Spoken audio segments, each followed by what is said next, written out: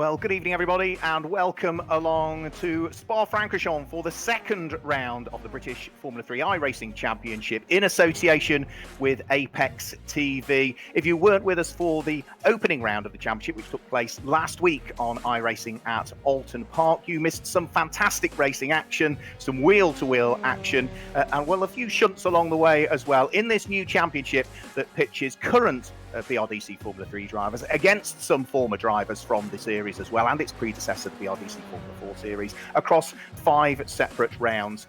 8 teams represented in the championship have all got drivers represented on this virtual grid this evening, and we've got a handful of independent entries as well. We will see throughout the course of the evening some of the current drivers that are hoping to, when we get racing for real, join the BRDC Formula 3 Championship for 2020, the likes of Nico Barone and Josh Skelton, who are signed to race for Chris Dittman Racing when we get the season underway properly on the entry list. A couple from Double R as well, who'll be racing for real as well, are out Louis Foster and Ulysse DePau. From Hillspeed, Ollie Clark is also destined to join the championship when we get things racing for real. And all 3 drivers representing Lannon Racing are on our virtual grid this evening as well. Piers Pryor, Bart Horston and Josh Mason. But we've got a range of stars out there. 2 former champions in BRDC Formula 3, 2 former runners-up, 2 former third-place drivers as well, 3 BRDC Autosport Award winners, and 3 former Ginetta Junior champions. Plenty to look forward to. Joining me in live commentary is Jack Cunard. Jack, we had a great evening last weekend at Oulton Park. Here at Spa, again, very technically a challenging circuit, but slipstreaming in particular up the Kemmel Straight is going to be the key to a good lap, isn't it?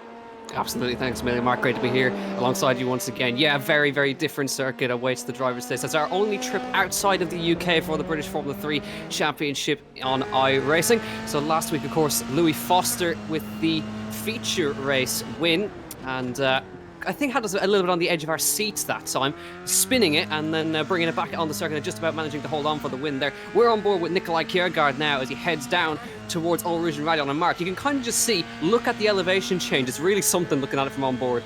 It's great, isn't it? Yeah, on board with Nikolai Kiergaard. He heads round and up towards Radion, blind as you come over that left-hander. And then this is the part of the circuit I was talking about. The speeds build the Kemmel Straight, but this is where all of the slipstreaming will occur. And it wouldn't surprise me, Jack, if we see them certainly 2, if not 3 wide, coming up the Kemmel Straight and up towards Le Combe, which is where Nikolai Kiergaard is going now. He's a driver that finished runner-up in the championship back in 2018, Nikolai Kiergaard, but had a pretty torrid Oulton Park, didn't he? He came away from it with no championship points to show, unfortunately.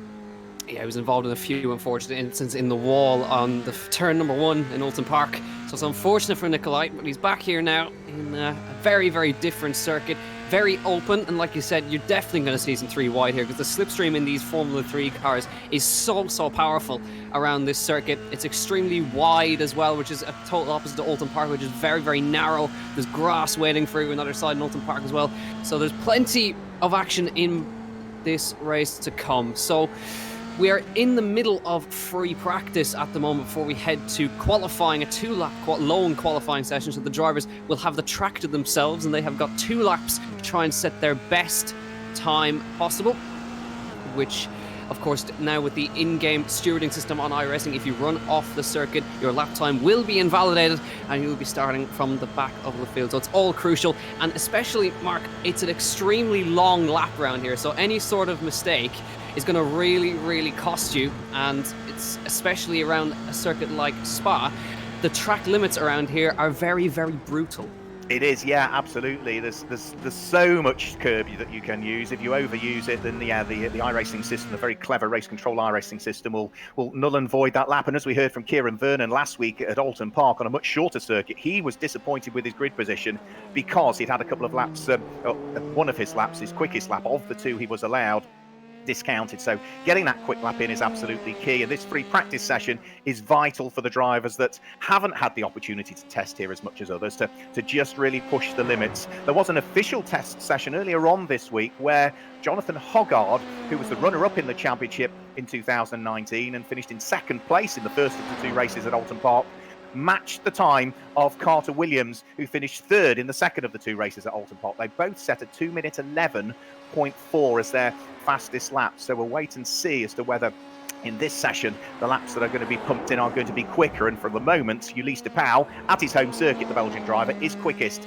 in this free practice session, a 2-minute 11.31. Before we sort of wrap things up with free practice, we have a particular guest that I want to bring into our live commentary. I'm delighted to say that joining us in live commentary is John Cavill. John is a long time supporter of the BRDC Formula 3 Championship, and John, you are, the man that's put in a lot of time and effort to get this championship up and running, and are going to be the man who will be awarding the championship trophy to our winning driver. Welcome along.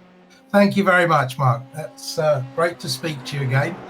I'd just like to thank a few people, all the people at MSV, Giles, Claire, JP, all the teams and the drivers, yourself and Jack, Apex for putting this on, and Louise Beckett, who's started doing some interviews before the event. And just to say, we've got some interesting drivers joining for further races, and a few surprises, I think.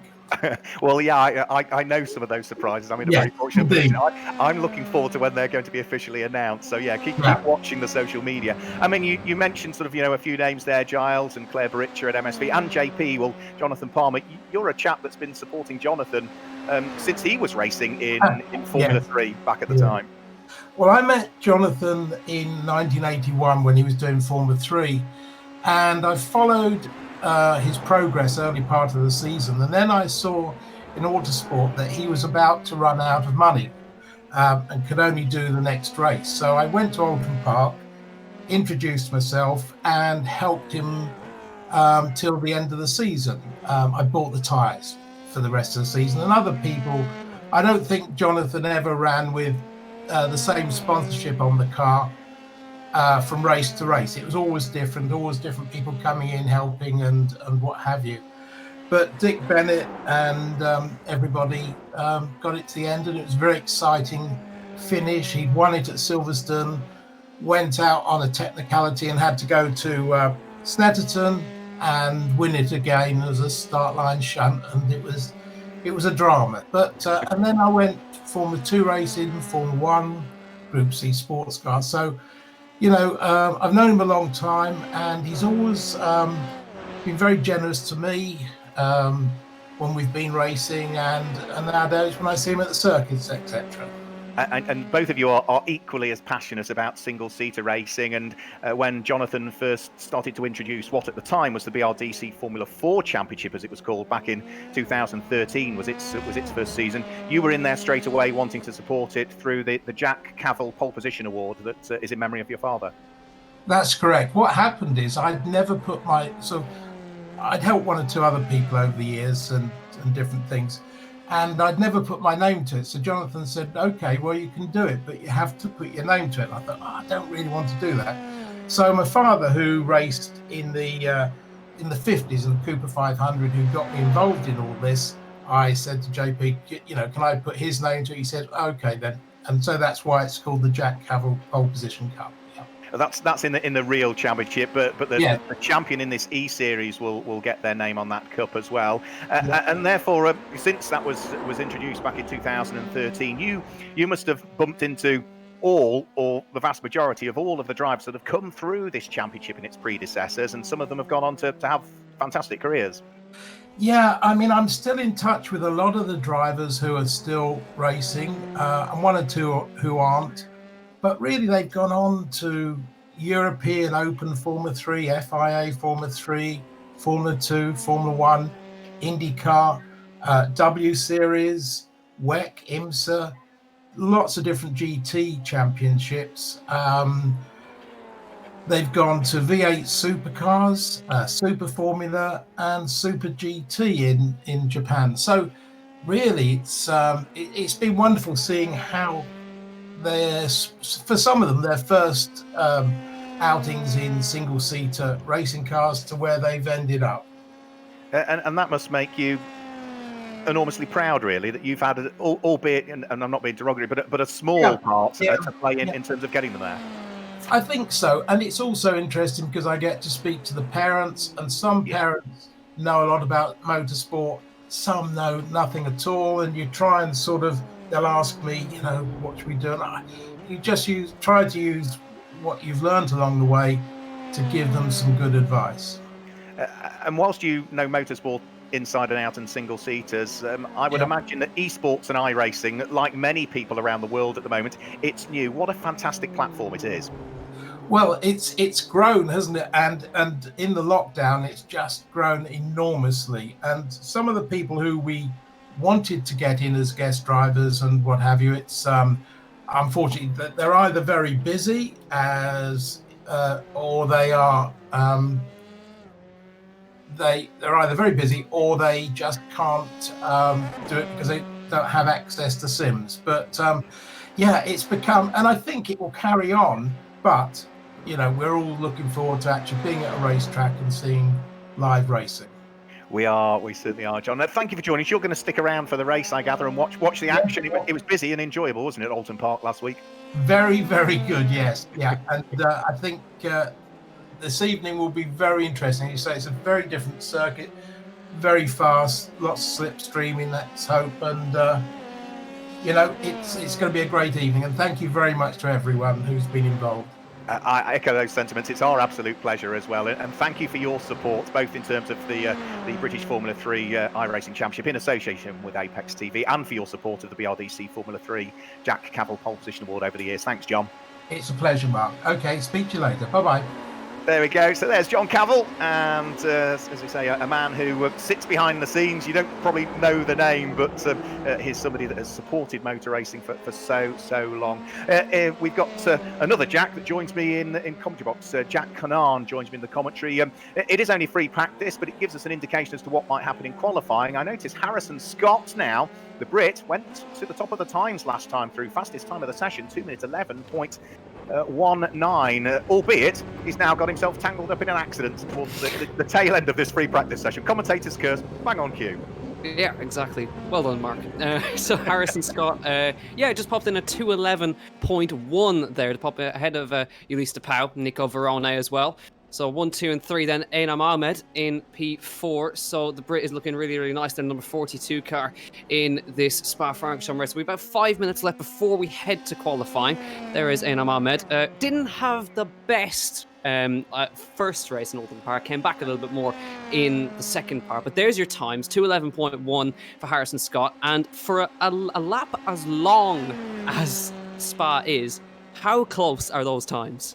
It's insanely close, isn't it? Yeah, so 2:11.1, 2:11.3, 2:11.4 and 2:11.4 again. So just tenths of a second between them all. It's worth mentioning these are Dallara Formula 3 cars. It is not the Tatius car that is running the BRDC Formula 3 Championship. That is not available, at least at the moment, through iRacing. So this is the Dallara F3 car, which is the closest we can get to it on iRacing. So it delivers similar power, it delivers similar levels of downforce, and therefore the performance around the lap is very similar to the BRDC Formula 3 cars will be doing when they hopefully get up and running, because Spa-Francorchamps has been a regular venue on the calendar for the BRDC Formula 3 Championship when it heads over to Belgium on its annual trip abroad. Einam Ahmed, nice and tidy. His last lap that he did, he popped in a purple sector. That was sort of in sector 3. In iRacing, the circuit is broken into 5 separate sectors. So Einam Ahmed will be hoping that he can hoist himself up from 4th position, but there's only 4 minutes of it still to do.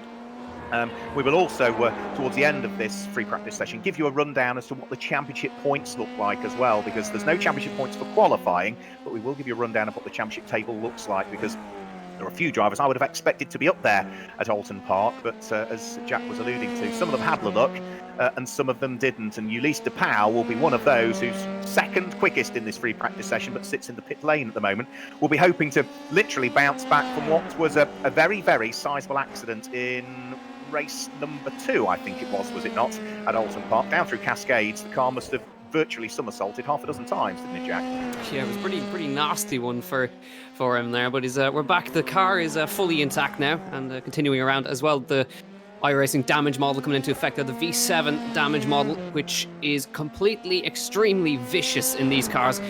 Bits will break off the front, the suspension will break at the slightest touch. You really got to be really, really careful. Just a quick note there as well. There was just before I think Bart Horston popped in a quicker time. Bart Horston and Will Palmer were actually identical times around a lap that's over 2 minutes long, which is incredible. And to just go over something as well, you mentioned the Dallara chassis, and the drivers last week when we were talking to them, we're talking about how this car is extremely lively compared to the Tatus. It requires a lot more precision, and a lot of the drivers were saying that this car will actually help them drive the Tatus better, considering that you need to be a whole lot more careful in these cars. Yeah, it's as close as we can get, but the drivers were absolutely loving it. Here comes Will Palmer back over the start-finish line. Can he improve upon ninth? No, that is a 2-minute 12.167 for the former champion. Remember, Will Palmer did win the BRDC Formula 4 Championship, as it was called at the time. So last year it ran with that badging back in 2015. He's one of 2 former champions we've got on the grid. So Will, the 2015 champion.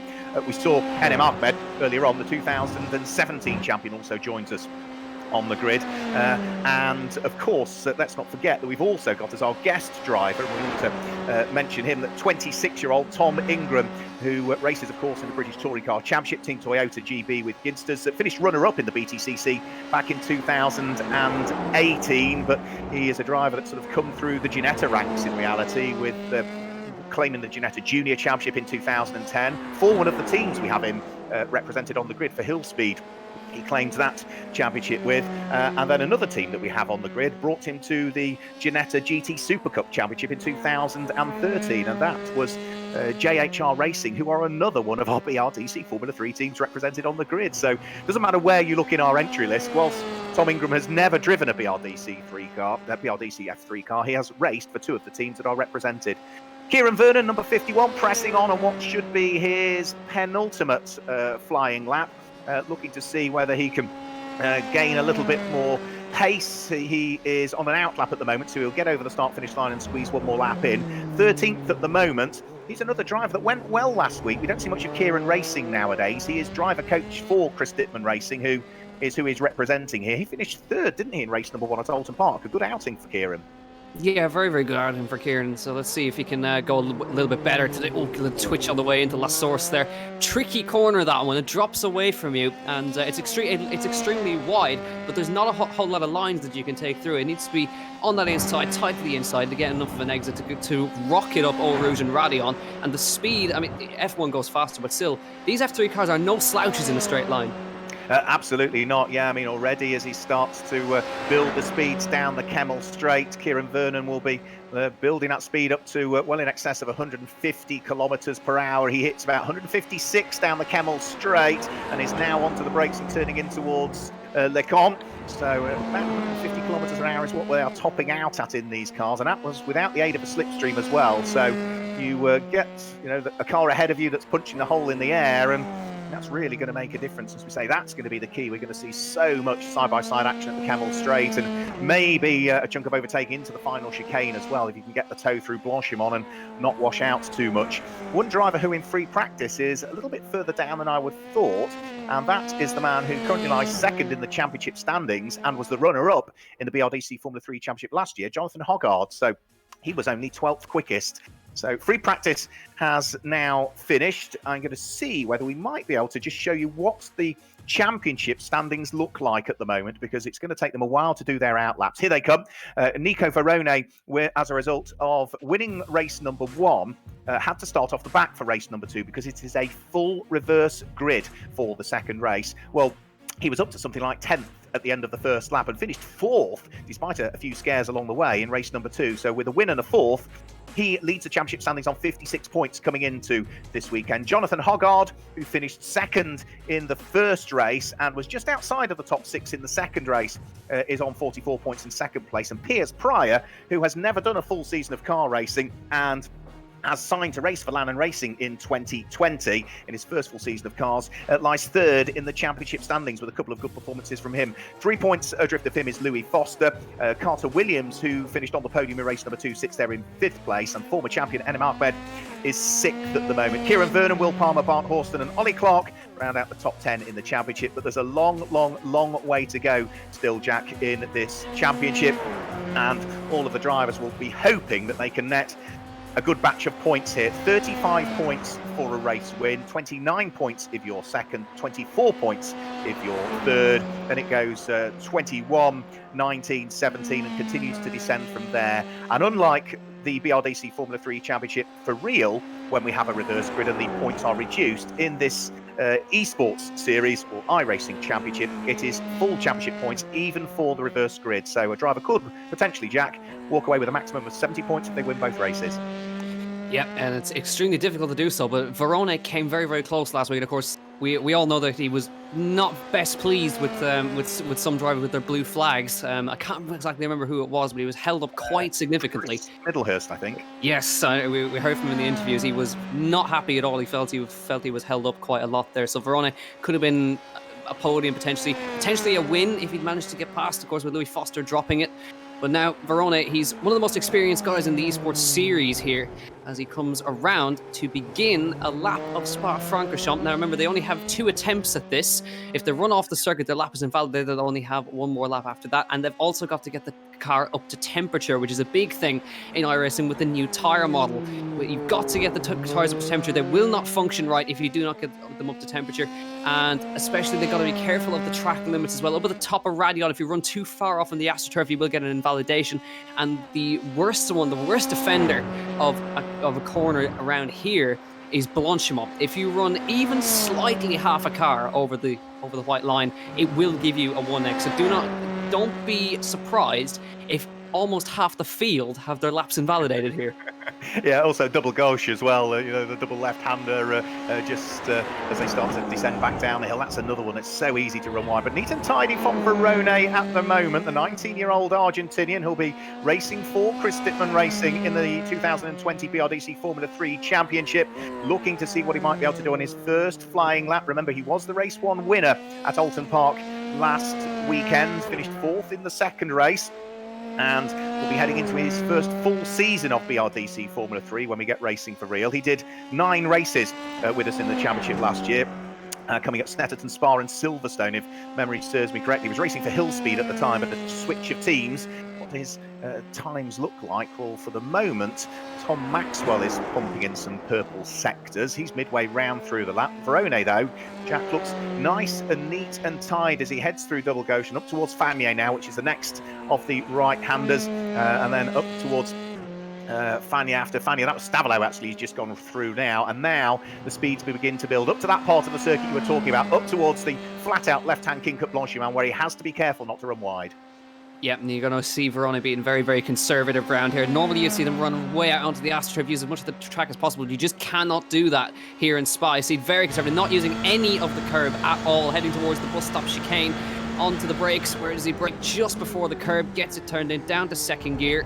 Nice and neat from Nico Verone, avoiding the big, massive sausage curbs, not too careful to run too wide out there. Ina Mohamed quickest at the moment across the line. Harrison Scott to 11.8. What does Verone do? He slots into second behind Harrison Scott for the moment. So a good opening lap from Harrison Scott. He was the pace setter in practice, and he's looking really, really good here as Ulysse de Pauw, the home hero, sets a good time for third, but we've still got another round of laps to come.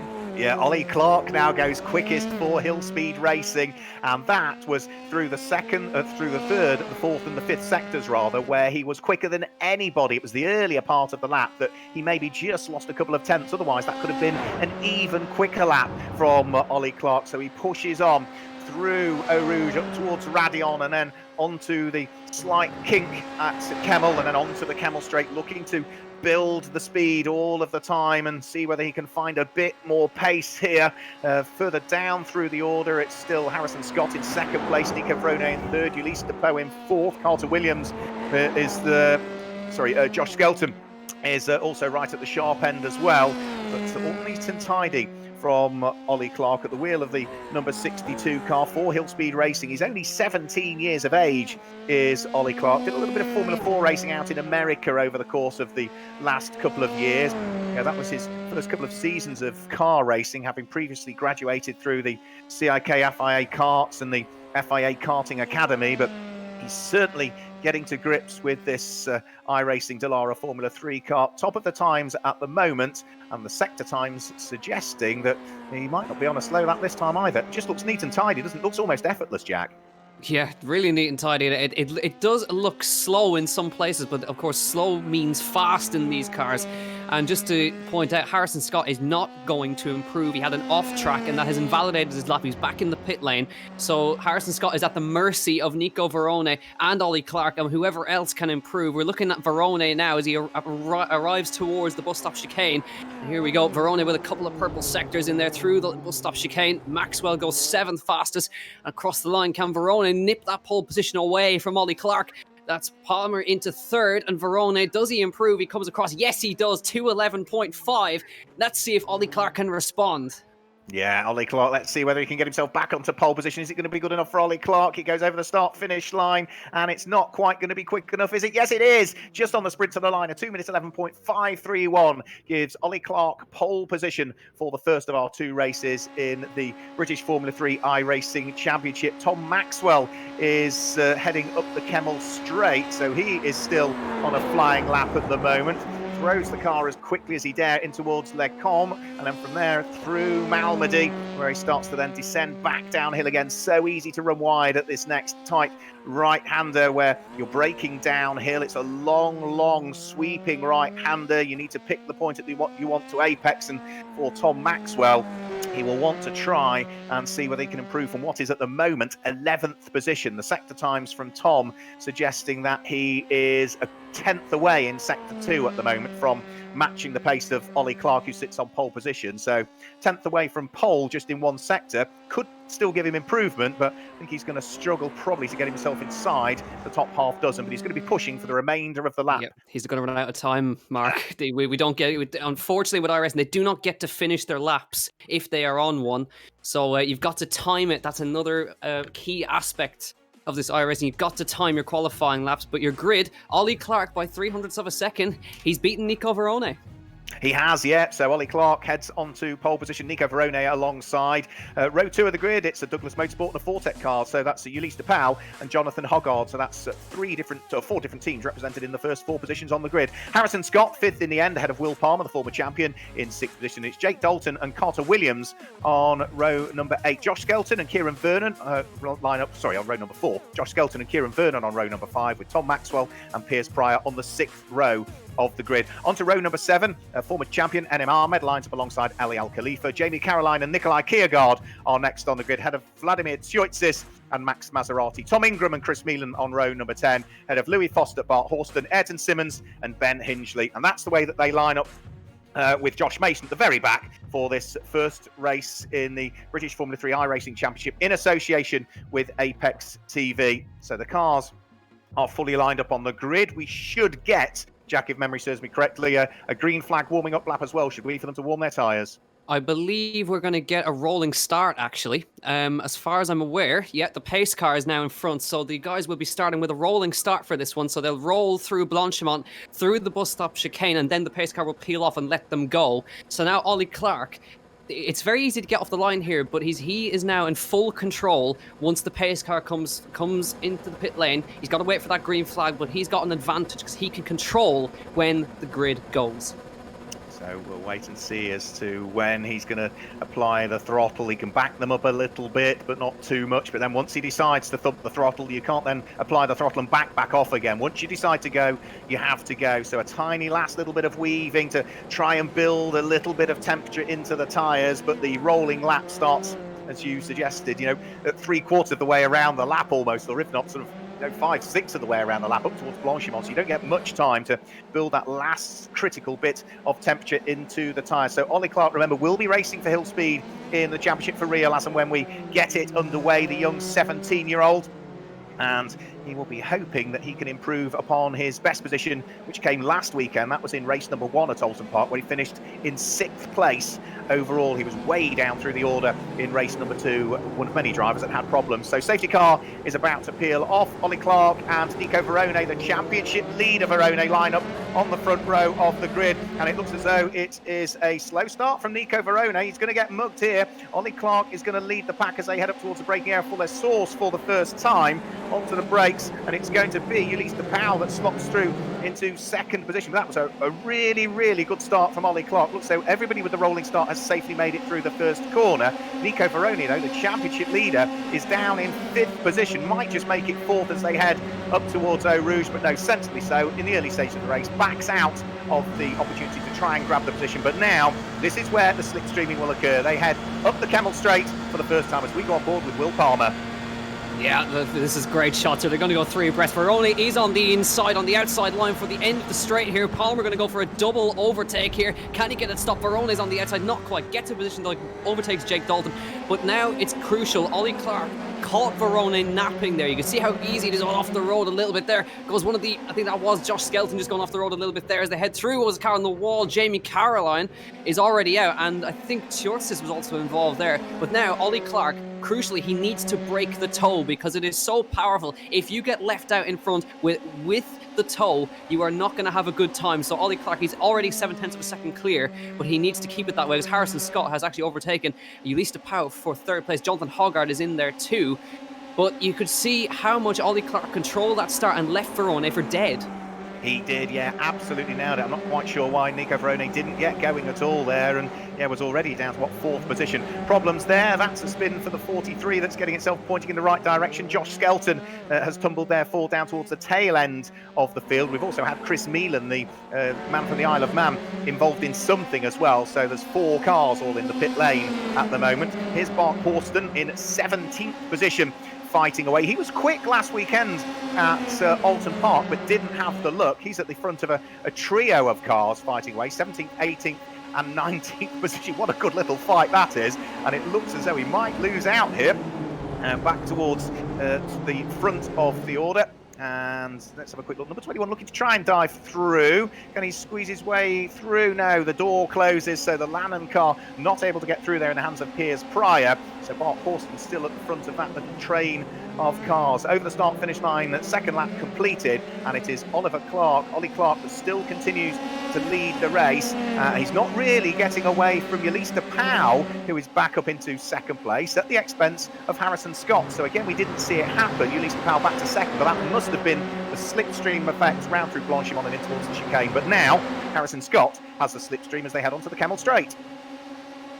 Exactly, so Harrison Scott will also have the drag off of Ollie Clark in front of him, so he should nip in front here, and he does. So Harrison Scott retakes second. We're going to see a lot of that. You also see in the background, that is Jonathan Hoggard. He's been overtaken by Nico Verone. Back to this fight now. This is Einam Ahmed in the middle of a fight with Maxwell and Piers Pryor here as they head through the top of the hill, sorting themselves out there. Ahmed comes through, Maxwell to 10th, Carter Williams 11th, and Nikolai Kiergaard's in that one too. Will Palmer's down to 13th. He's had a bit of an issue by the looks of it. Bart Horston a little way off the back of them. He's 2 seconds off the back as they head down the bottom through Brussels into No Name.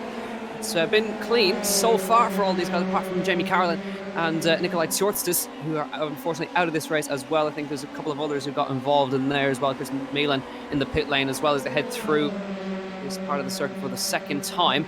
There's going to be a lot of position swapping up front between Harrison Scott, Ulysse de Pauw, and essentially Ollie Clark needs to hope that they keep doing that so he can keep the toe away. That's the critical thing, isn't it? As soon as Ollie Clark breaks the toe, the cars behind are going to have to work together if they want to close it up again. If they continue to squabble, and Ollie Clark will just disappear into the distance. He's not doing that for the moment. The Hillspeed car still continues to lead the race. Harrison Scott in second position. Ulysse de Pauw still sitting there in third place. The speeds build, the ability to slipstream starts to allow Harrison Scott to begin to close in onto the coattails of Ollie Clark. He's got half an opportunity here potentially, but Ollie Clark will defend on the run in towards the chicane. This is lap number 3 that's about to be completed. The order still remains the same. Ollie Clark from Harrison Scott and Ulysse de Pauw, but now for the first time Ollie Clark is starting to feel the pressure. Harrison Scott is looking to try and draw himself alongside. He's not quite going to do it as they head into the braking area for Les Source, and that lap with the toe has allowed Harrison Scott to set the fastest lap of the race so far, 2 minutes 11.211. The pressure beginning to build. The top 3 getting caught also by the cars in 4th and 5th place, aren't they? Nico Verone and Jonathan Hoggard. Yeah, they're not far off the back. Harrison Scott should get this one with the toe. Can he take the lead away from Ollie Clark for the first time today? Here he goes firmly in the slipstream slipstream, moves out to the outside line, heading down towards the end of the Kemmel Straight here. It's uphill, it's a massive drag. He might lose out to Ulysse Pau as well. He's going to move to the outside line, going to try and follow Harrison Scott through, trying to make it 3 abreast here as he runs down towards the end of the chicane, goes very late on the brakes, round the outside, and that is how powerful the toe is. Ollie Clark leading at the bottom of all route, now dumped down to the third as Harrison Scott and Ulysse Pau overtake him. That's the fantastic thing about these Formula 3 cars around Spa-Francorchamps, and particularly the Kemmel Straight. We did say there would be 2 abreast, well, there were 3 abreast on the very first lap, and we are continually going to see this cycle of the car in the lead of the race, potentially punching a hole in the air and allowing those behind to finally work their way through. There's nothing you can do about it as a driver. You've just got to accept the fact that you're going to lose a place, knowing full well that the following lap you'll have the advantage, you'll have the toe, you'll be able to pick off the race leader and maybe gain a couple of places. So Harrison Scott from Ulysse Pau, former race leader Ollie Clark, dumped down into 3rd position. Nico Verone, the championship leader, number 25, the Argentinian, there in 4th place. Jonathan Hoggard, runner-up in the championship last year, and the reigning Aston Martin Autosport BRDC award winner, completes the top 5. Jake Dalton's having a really good run. He is the independent driver, raced back in BRDC Formula 3 in 2013 for Mark Godwin Racing. He's completing the top 6 at the moment and is doing a really, really good job, is Jake Dalton. Haven't seen huge amounts of him racing over the course of the last few years, but put in a good turn of pace at Oulton Park, albeit didn't have all the luck that he was after. But he's putting in a good performance here, running in 6th place. Here is Nikolai Kiergaard looking to try and see whether he can gain a position, but Tom Maxwell is having none of that. Tom Maxwell also running as an independent. Kiergaard, remember, is a former runner-up in this championship as well. He was runner-up for Carlin Racing back in 2018 and has been racing certainly the last couple of seasons, last year in the Euro Formula Open Series, which have very similar cars to these that we're seeing here in iRacing. So Nikolai Kiergaard trying to thread his way through. For the moment though, Jack is just outside of the top 10.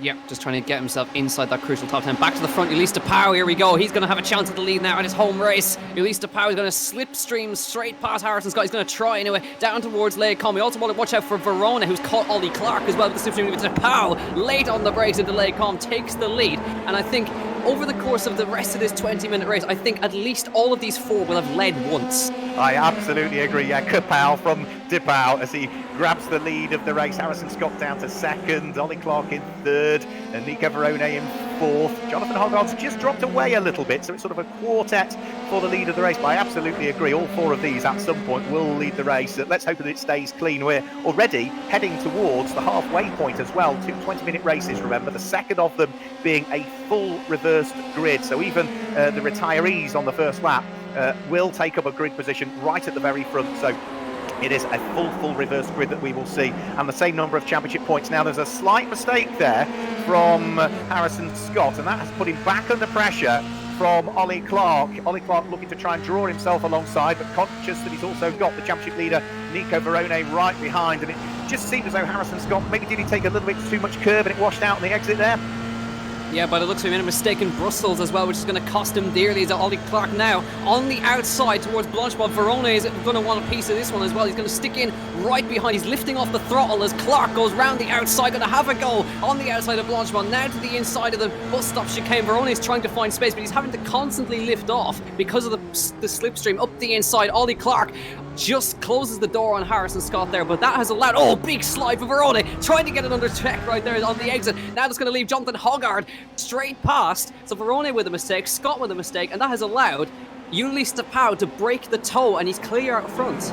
He is, yeah. Jonathan Hoggard goes through, takes the place over Verone. Jake Dalton also trying to pull a move as well to see whether he can climb up from 6th position, but wasn't to be from him. But that was a great onboard shot from Nico Verone there, seeing what was going on. And yeah, just amazing to see, not just the steering input, but the lifting off the throttle for the lead of the race. They are still very much, in fact, no, you're right, see, Ulysse Pau's now got the break. This is for 2nd. Harrison Scott, who is trying to keep at bay the aspirations of Ollie Clark, who's sitting firmly in the slipstream. Is he going to try anything as they head up towards the Gorm? Not on that lap. We're almost 3 wide further back. Jonathan Hoggard, Nico Verone and Jake Dalton all fighting away for 4th, 5th and 6th position, but somehow the order still remain the same. That was Thomas Maxwell heading into Lake Com, losing 3 spots as he tried to fend off the cars of Bart Horson and Nikolai Kiergaard. as well as Mason. Josh Mason in 10th place now, and the car around Josh Skelton at Lecom on the exit. I think he's managed to just about keep it out of the wall and get it going again, but that's an easy spot to lose it on the curb right there. Gets it back going again, but he's going to lose a ton of places, down to 17th now. Yeah, so frustrating for Josh Skelton. Let's hope that there's no damage on that car as a result of that. Our guest driver, former BTCC runner-up, and of course has been a regular in the British Touring Car Championship for several years now, Tom Ingram, running in 14th position at the moment. Tom, who is no stranger to motorsport fans, but also, Jack, does a huge amount of e-racing as well, esports, doesn't he? Yeah, he does. He's in many. I think it's Ollie Clark. I think Ollie Clark has gone off by the looks of it. Yeah, he's unfortunately. Let's see if we can have a look and see what happened to Oliver Clark. Just got the wheels on the curb heading in towards the corner. It was as he recovered that he didn't recover as safely as he really ought to have done, and as a result of that, contact, and that not only puts him out of the race, it puts out a second car as well. Kieran Vernon carrying damage on the Chris Dittman racing car, who was really the innocent party in that one, Jack, unfortunately. Yeah, unfortunate for him there, but he's managed to get back going again. But still Ulysse de Pauw from Harrison Scott and Jonathan Hoggard now third, as I'm just having some slight issues, Mark, so I'll be with you back in a moment. Don't worry, I think as Ollie Clark was trying to limp the car back to the pit lane, I think himself and Kieran Vernon then subsequently made contact, and that caused heavy damage to both of them. So Ollie Clark now without question out of the race, not able to limp the car back round. He'll tumble down through the order. And Kieran Vernon, number 51, also out of the race. I also saw another car there that briefly had no rear wing on it, but I think that might have been graphics starting to catch up. Yeah, here we go. Ulysse de Pauw for the lead of the race. He has broken the toe nearly on Harrison Scott here, but look at the fight for third position. Jonathan Hoggard is under enormous pressure from the championship leader. Remember, Jonathan Hoggard lies second in the championship standings, 44 points after the two races at Oulton Park. He's got the championship leader who comes into this weekend on 56 points, Nico Verone, right behind him as they start to head round through Brussels, and then from there up towards the left-hander with no name before they then enter into the double left-hander. The speed's continuing to build all of the time, and these two are going to have to work together to some degree. They'll want to make sure that they put on a good performance for the last step of the podium, but it's allowing just the front two to continually break away. Exactly, so Ulysse de Pauw 1.7 seconds ahead of Harrison Scott now. So all that battling allowed him to get clear. Jonathan Hoggard now back in a podium spot ahead of the championship leader Verone. And Piers Pryor has now moved into 5th place. Aina Ahmed is in there, Jake Dalton, Bart Horston, Josh Mason, Nikolai Kiergaard is now inside the top 10. So, of course, not all is lost for Ollie Clark. He's down in 19th place.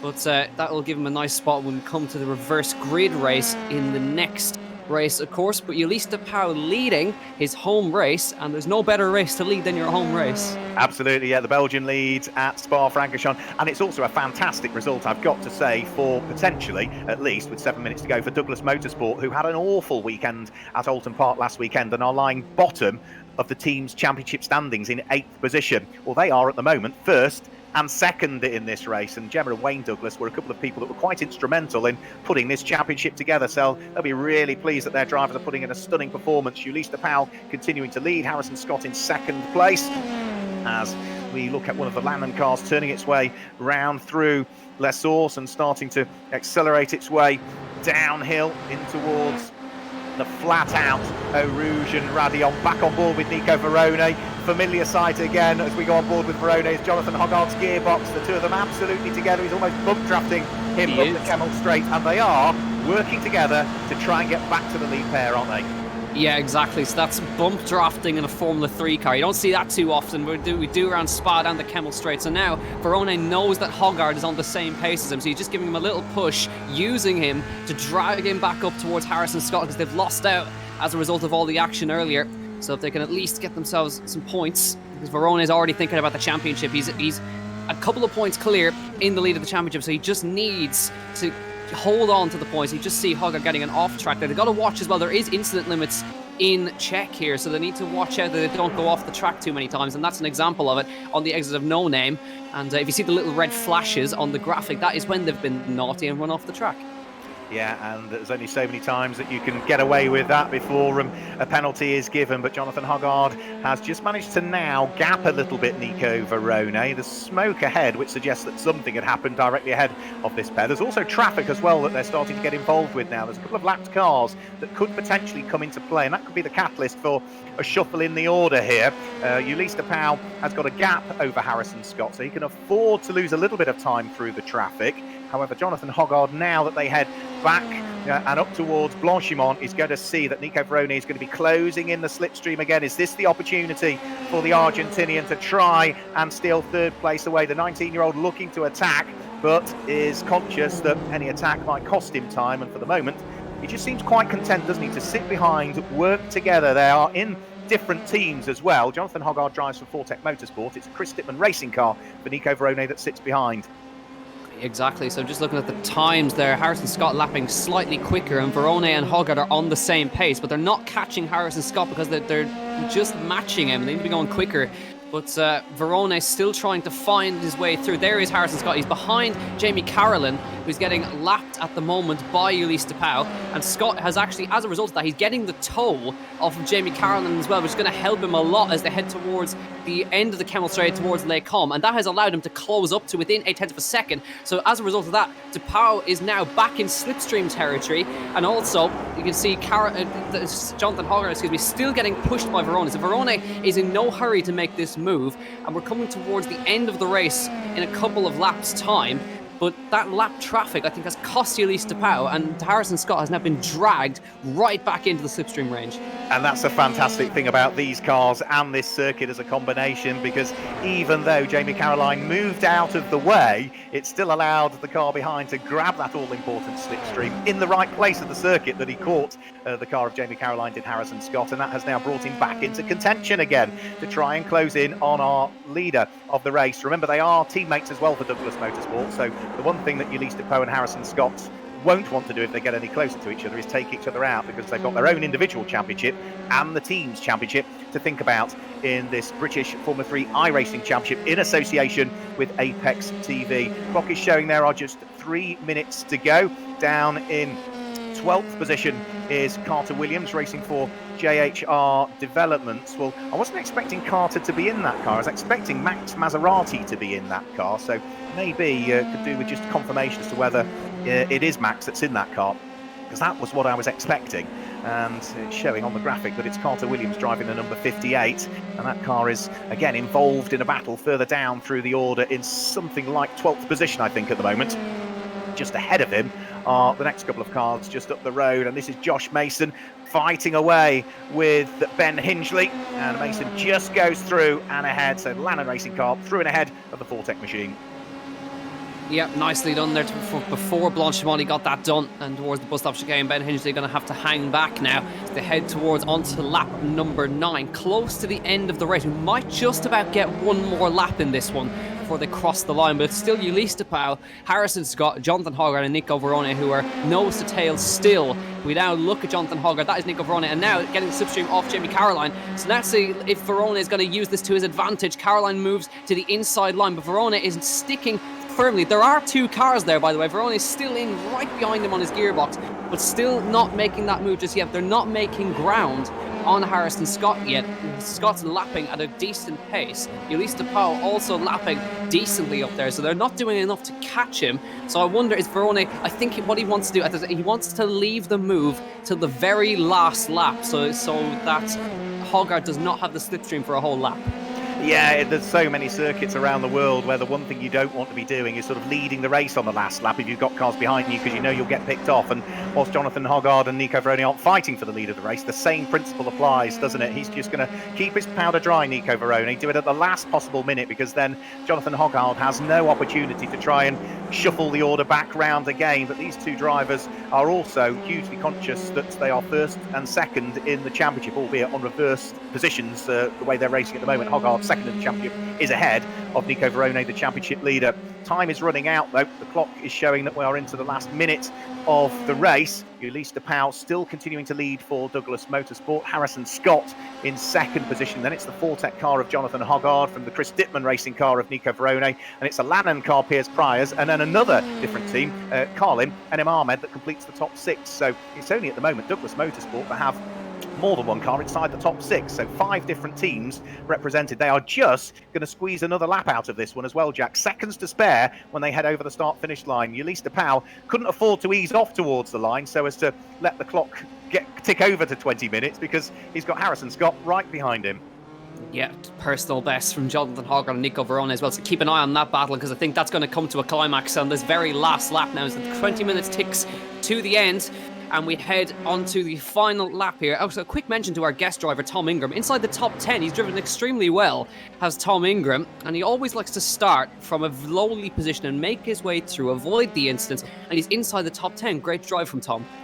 Yeah, it's been a fantastic drive from Tom Ingram, and hopefully he will maybe pick a few more places off. Remember, a full reverse grid, so he's got more work to do in race number 2, because he'll start further back. But it's been a good performance from Tom Ingram. Say we've been seeing him as a regular in the British Touring Car Championship for a good number of years now. First appeared in the BTCC back in 2014. Has always raced for the Speedworks team. Of course, it's badged Team Toyota GB with Ginsters, or was last year at least, but it's still Speedworks and Christian Dick's team up in Cheshire that run that car, which as and when we get racing for real, it'll be interesting to see how, with a full season of development behind the Toyota, how it goes in 2020. Tom Maxwell in 11th place has got his hands rather full, to say the least. He's got the car of Josh Mason right behind him. Josh Mason needs to watch his mirrors as well, because right behind them is the number 58 JXR development car in the hands of Carter Mason. So this is the fight for 11th, 12th and 13th positions as things currently stand. But up front, Ulysse de Pauw continuing to lead the race. He is on his final lap of the race, and I don't think there's a great deal that Harrison Scott's really going to be able to do about it. No, de Pauw just about did enough there to keep the gap, and we've got to watch as well to see how Verone is going to dispose of Hoggard if he can, because they're coming towards the last corner now. Ulysse de Pauw at home in Belgium, coming towards the bus stop chicane in the number 55 car. He will start last in the feature race, of course, but that does not matter, because he's got one under his belt through the bus stop chicane for the final time. And across the line, Ulysse de Pauw, first blood at home in Belgium. He wins the first race in Spa, and coming across the line, it's Harrison Scott. And towards the line, I think Hoggard and Verone are super close. Verone just misses out. Hoggard just got him with a personal best across the line. Great job, Verone just missing out. They were neck and neck across the line, and Hoggard holds on to that third place. Here's Pryor, Enam Ahmed, Bart Horston, Jake Dalton, Nikolai Kiergaard, and in this battle, I think Josh Mason, is going to get Thomas Maxwell. He has. So across the line, Mason, Maxwell, and Williams. Then Ben Hingley, and after that, it'll be Ali Al Khalifa, Ayrton Simmons, Kieran Vernon, and unfortunately, Ollie Clark, all the way down in 18th. But I think, Mark, we've got to keep an eye on him for the reverse grid, because we know how quick he is. Yeah, Ollie Clark was hugely impressive until he sort of made a small mistake, put him off the circuit, and I think he was probably trying to rejoin as quickly as he could, but as he tried to rejoin, he was slap bang sideways across the circuit, and Kieran Vernon inadvertently ploughed right into the side, and it didn't do either car much good. Then, as Ollie Clark tried to limp the car back with the damage, there was further contact with another car, and that meant that he had to head towards the pits for one of the quick resets on his car. So we'll see him make a charge, a bit like Nico Verone had to do as the race winner from last week, from the back of the grid, see whether he can charge his way up towards the front. And here at Spa-Francorchamps, of course, there's a good opportunity to get in the slipstream of some of the cars and slowly pick them off, as we've seen right the way throughout this race. So Ulysse de Pauw is our race winner. We will be getting the opportunity to chat to our top 3 drivers at least very, very shortly. They'll come and join us in the commentary box for a quick chat. But for Ulysse de Pauw, a win, as we say, at his home circuit, and that is off the back, Jack Canaan, who joins me in live commentary, of an awful couple of races at Oulton Park. So that's exactly what he would have wanted. Confirmation of the results: Ulysse de Pauw claims the win and the maximum 35 championship points. Harrison Scott is in second place, Nico Verone third. Jonathan Hoggard, Piers Pryor and Enam Ahmed complete the top 6. Bart Horston came home in 7th place, Jake Dalton in 8th. Nikolai Kiergaard and Tom Ingram our guest driver completing the top 10. Josh Mason, Tom Maxwell, Carter Williams, Ben Hingley and Ali Al Khalifa down to 15th place. Then it was Ayrton Simmons, Kieran Vernon and Oliver Clark that finished in 18th position. This will, of course, in reality, also give you the grid, albeit in reverse order, for the second of the two races. So Ollie Clark in 18th place, having led the race for a good period of time as well. After Ollie Clark in 18th place, Josh Skelton was 19th, Jamie Caroline was 20th, and all of these now the cars that had problems. Vladimir Tsioichis, Chris Meelan, Will Palmer, Max Maserati and Louis Foster were the 25 cars that were involved. So we are starting to see a few of the drivers come ready to have a chat to us in live commentary. There'll be another quick free practice session that will take place. And I'm just waiting to see, Jack, whether we might get Ulysse de Pauw to come and chat to us. Harrison Scott is ready, so we could always drag him through first and have a quick chat with Harrison Scott. So Harrison Scott joins us in the live commentary. Hi, Harrison. It's great to see you back behind the wheel or back involved with BRDC Formula 3. That looked like a typical Spa-Francorchamps battle with slipstreaming being the key. Yeah, definitely at the start. Obviously, as we was all bunched up, slipstreaming was like a massive factor in the racing. I was able to kind of work together with my teammate there to kind of try and create a gap, because that is kind of the only way you're kind of going to guarantee a good solid finishing position is if you can create a gap early on. So we worked well together. Obviously, yeah, the slipstream was massive, but once we kind of broke that toe, I think we was kind of clear of everyone else then. I think Ulysse de Pauw sort of broke the toe on you at one point, but then as a result of a back marker, Jamie Caroline, you met him perfectly in the right place, heading up the Camel Straight. That got you back in the slipstream of the back marker and back in the slipstream of your teammate. Yeah, I mean, I was probably catching him 1 or 2 tenths a lap, which wasn't enough there. But yeah, as you say, Jamie kind of got involved a bit towards the end. And to be honest, I think had there been another lap or two, which I mean is always the case in racing, you can say that. I think it would have been a close battle. But no, happy to get back on the podium, especially after not doing a lap at round 1, and get a good result for Douglas Motorsport. Yeah, it's a great result for the team as well. You know, a 1-2 for the team for Douglas, who had a pretty torrid weekend last weekend at Oulton Park. Yeah, to say the least. I mean, we've both been very quick. But I was obviously starting at the front at Oulton Park in both races, and was kind of involved in incidents that I shouldn't have been. So yeah, I was happy to kind of get this one under my belt, and now we can move forward. Work to do in race number 2 there, Harrison. Yeah, just a bit, but looking forward to it. Just got to keep the nose clean and we should be okay.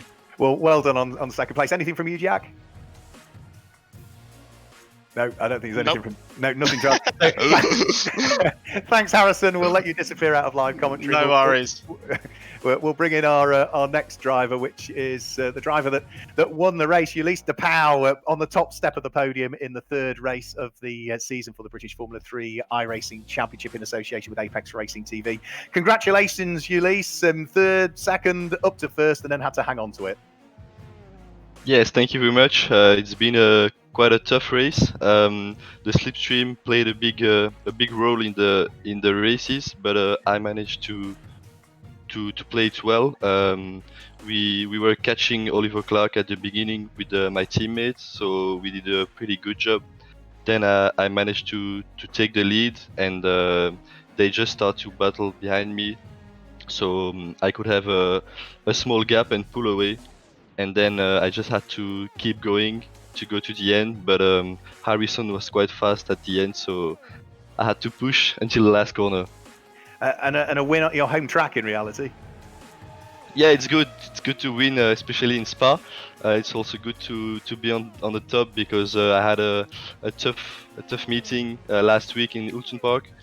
I didn't had any laps in qualifying, and I crashed twice in the race, so it's good to score some good points. Yeah, one of those was a rather large crash at Oulton Park, so it's great to see you put in a good performance, and as Harrison Scott was saying, not just for you drivers individually, but also for the team, Douglas Motorsport. Yeah, for sure. We both had a difficult first round, so it's good to score some good points for both of us in the race 1 here. But it's not over. Now I think we can have a big shot for the race 2, and we can gain a lot of position. Well, get in that slipstream and pick them off. Well done, Ulysse. Thanks. And we'll grab a quick word with Nico Verone, who finished in 4th position, is also waiting for us. So let's grab I believe he finished 3rd, Mark. I just double-checked. He got up by 0.03 of a second. Right. When I did a screenshot, it was showing in 3rd. So Nico Verone does show 4th. He does finish in 3rd place. Nico, 3rd position. What a fight you were having with Jonathan Hoggard. Yeah, it was really, really good battle. I managed to qualify P2. Oliver did a great lap. So yeah, with rolling start, I started in 2nd year, and because I never started, rolling with this car, and it was so bad, so I lost some positions, and then started to catch up. But yeah, then when we were fighting, I had like little bit contact with Hogarth. It was my fault. My car like sliced, and he touched me, and then there we lost some time. We lost the slipstream, so. Then we were like, I was pushing behind him on the straight to try to catch up. Yeah, and well, in the last lap, I managed to overtake him. It was really, really tight because I leave some pace because of the netcode. Because sometimes you have netcode here and probably you have contact. So yeah, it was really, really tight. But yeah, always good battle with Jonathan. You should look back at the replays, Nico Verone, when we put them out there, because I don't think I've ever seen bump drafting in Formula 3 cars to the degree that I did. The two of you working together to do the only thing you could do, try and close that gap. Yeah, we were working together. So yeah, I was like, he stayed tight in the straight, and I was like pushing him, and the car tries to move. Yeah, it was really on the limit, but yeah, we were catching it up. You won race 1 last week at Oulton Park, which put you off the back of the grid for race number 2, and you finished in 4th place. Well, finishing 3rd today is going to put you 2 places higher on the grid. So what can you do at Spa with the slipstream? Yeah, I think, first of all, first lap, we have to avoid all the incidents. It's going to be tough. So then after lap 2, I think the race starts. So yeah, we will see. We will see how it goes. No, with the slipstream, it will be really, really difficult because, in the middle of the pack, people pass in 3 wide. So it's going to be tough. Well, unless Jack's got anything, we'll let you get ready for race number 2, Nico. Yeah, thanks a million, Nico. We're going to let you go to the grid now because we're close to going. So best of luck, and hopefully we'll see you on the podium next time. Thanks, guys. Hopefully, yes. So as we thought, Jack, the driver's saying exactly what we thought had happened. That Jamie Caroline inadvertently as a back marker helping Harrison Scott close the gap wasn't to be, and Nico Verone bump drafting Jonathan Hoggard, exactly what we would expect at Spa. Yeah, exactly. So, of course, going back to the onboard, we saw Verone twitching through the bus stop. He was talking about netcode there, and I think that's probably what happens. He obviously got a little touch from Hoggard inadvertently that Hoggard actually probably didn't do, but there are, of course, limitations of simulators. So Hoggard just probably got into the back of Verone a little bit there, but he managed to hold on to it very, very well. So fair play to Verone, and a podium by 0.03 of a second. We thought that Hoggard had got it, but that is about as close as you can get. That is about, I don't know, I'm trying to work it out off a front wing. I think that's maybe a quarter of a front wing in front. It would be absolutely nothing, wouldn't it? Yeah, it'd be a fingertip. I took a screenshot at the time they came over the start-finish line, and it got Hoggard in 3rd. Hence, I was slightly confused why Nico Verone was queuing up to chat to us. But thank you very much for clearing that up. Warm-up session underway. Now, this counts not for the grid. Remember, it is a full reverse grid that's already set from race number 1. Same championship points as well, 35 for a win. But Tom Ingram has picked up where he left off. In reality, he was 10th, wasn't he, our guest driver, the BTCC star in race number 1. He's 4th quickest in this warm-up session. He's going well, isn't he? Yeah, Tom is always thereabouts, and I wouldn't count him out for a cheeky good result here for Tom, and we'll see how he gets on. Well, Jonathan Hoggard currently quickest in this warm-up. Upon talking to a lot of drivers don't actually see this as a warm-up, quote-unquote. They actually see it as a nice cool-down session after the first races. There's a lot of adrenaline going. There's a lot to think about, because when you've just won a race and you now got to think about coming from the back of the grid, there's a whole new mindset that you've got to take. And as well, for the guys who started at the back, they're now going to think, right, how am I going to break the toe? And there'll be other drivers that their cool-down session will be not going out in the car in this one, because we've not seen that many cars head to circuit. The likes of the best part of maybe a dozen of them haven't even taken part in this session. But warm-up is already over, which means that we can now start to look forward to another race, which will be the 4th race of the season. And the way that the grid lines up on the reverse grid is that Louis Foster starts from pole position, Max Maserati alongside Will Palmer and Chris Meelan line up on row number 2, with Vladimir Tjoitsis and Jamie Caroline on row number 3, Josh Skelton and Ollie Clark on row 4, Kieran Vernon and Ayrton Simmons on row number 5. Ali Al Khalifa will have Ben Hinchley for company on the 6th row of the grid.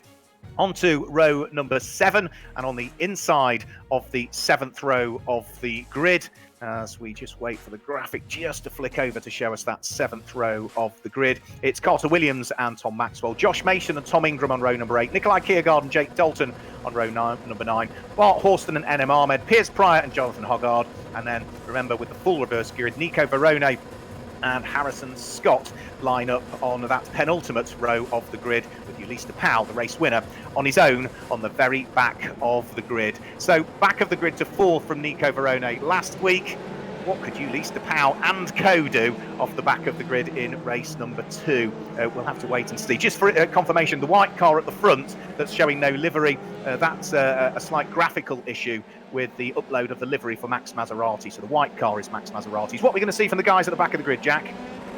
Well, we'll have to try and see, because there's an instance can happen, and the slipstream is going to be so crucial. But Louis Foster starting on the front row. Remember, he won the 2nd race last week from pole, so we'll see if Louis Foster can do the exact same thing again today. But watch out for Ollie Clark, and especially watch out from the guys at the back of the grid, Verone, Scott, Hoggard and DePauw. Watch out for this one. This is going to be brilliant. It's going to be fantastic, isn't it? Yeah, watch out for that slipstream, that all-important slipstream up the Camel Straight and round through Blanchimont into the chicane. Red lights on, red lights go out now, and it is Louis Foster that is going to lead the charge. Max Maserati for JXR Developments instantly sits behind the car. Then there's contact further up, and Max Maserati gets spun around, but I don't think any further contact was made with that car. We've got one of the Lannan cars facing the wrong way as well, which is Josh Mason, and he looks as though he is pretty undamaged. And Louis Foster is going to lead the way from Will Palmer in 2nd position, and you can see already that has split the pack to a degree, Jack, as they head through Radion and onto the Camel Straight for the first time.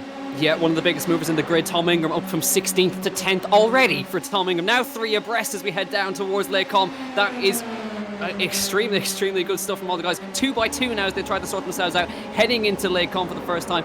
Oh, contact made. Round goes Maxwell. Tom Maxwell off into the gravel at Les Combes. Gets it back, spun around. Doesn't look like there's damage, so he should be able to get through. But oh, even more. There's a huge accident there. Who is that? That's Max Maserati upside. Jonathan Hoggard upside down in Les Combes. And a couple of others, but that looks like Ulista Powell, our race winner. Harrison Scott was also involved in that, and a spinner, Jamie Caroline, is around as well. That's an absolute disaster. But I'll tell you what's not a disaster. Ollie Clark to 2nd.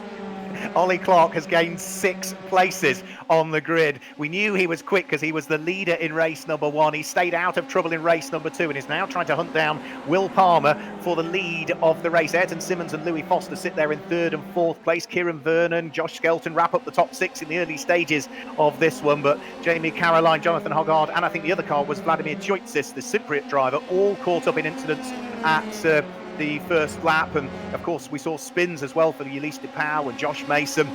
So there's a few drivers that are going to have to pick their way through the field or get fast repairs and get back out there and recover whatever they can from this race. Will Palmer getting caught here, isn't he, by Ollie Clark? Ollie Clark is in the slipstream as they head round through Blanchimont. Is he going to have an attack on the run in towards the chicane for the first time? Will Palmer, 2015 champion, hugging the inside line, needs to get a good exit coming off the corner. Ollie Clark then tries to take a wider sweep out. Contact further back, and cars trying to recover. That is Chris Meelan, who recovered and then had another spin as he hit the sausage curb, Jack. Trying to rejoin and gets out in contact between himself and Josh Skelton, but it spins the 2nd time trying to come back on the circuit. Now it's Chris Meelan straight into the pit lane as we go back now to this battle. Ayrton Simmons versus Louis Foster versus Kieran Vernon. Tom Ingram, he's there. He's 6th. He's up 10 places from where he started. I told you, Tom Ingram in race 2, he's always a charger, and he's on his way up through the field, possibly a top 5. He can latch himself onto that battle in front. This could be a great result for the BTCC driver. It really could be a fantastic result for him. Only a guest driver, remember, Tom. We won't probably see him back out throughout the course of the season, but he's fully in the slipstream of Kieran Vernon and looking to try and draw himself alongside for the lead of the race. Will Palmer still under pressure from Ollie Clark, but it's still the independent run car ahead of the Hiltspeed machine of Ollie Clark. We've still got Louis Foster there in 3rd place. Then the battle for 4th, 5th and 6th between Kieran Vernon, Ayrton Simmons and Tom Ingram. Ben Hingley is just outside of the top 6 in 7th. Carter Williams has come up well as well, hasn't he? He's gained 6 places from the start. And from 17th to 10th on the grid now is Nikolai Kiergaard, the former runner-up in the championship. 7 places gained for him. Yeah, really nice job as well. Ali Al Khalifa is right in there in 9th place as well. So, yeah, Nikolai Kiergaard hanging in there in 10th place for now. Ayrton Simmons lost 2 places on the Kemmel Straight. He was slipstream passed by Louis Foster and by Kieran Vernon. So they've worked together to get past Ayrton.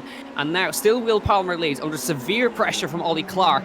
Then it's behind, it's Louis Foster, then Vernon, Simmons, Ingram, Hingley, Williams, and then down here we're looking at Ali Al Khalifa, Nikolai Kiergaard, Bart Horson, Jake Dalton, and Nico Verone. He's up to 13th place and not doing a bad job. Yeah, he's making the kind of progress that they've thought that he would make. Just ran a little bit wide there. Needs to be careful that he doesn't do that too frequently. The Argentinian on his charge up through the field, Nico Verone, and he's got Enem Ahmed right behind him, or looking to try and at least get a bit of the toe as they head round through Blanchimont. He's not going to get much of a toe, I wouldn't have thought. Up towards the fight for 3rd place, Louis Foster under pressure from Kieran Vernon. The double R car just ahead of the Chris Dittman racing car. The lead has also come over the start finish line. You can see just how close it is for the lead. Will Palmer still under pressure from Ollie Clark. A spin further back. Ooh, Nikolai Kiergaard. Unfortunately, that's Kiergaard, yeah.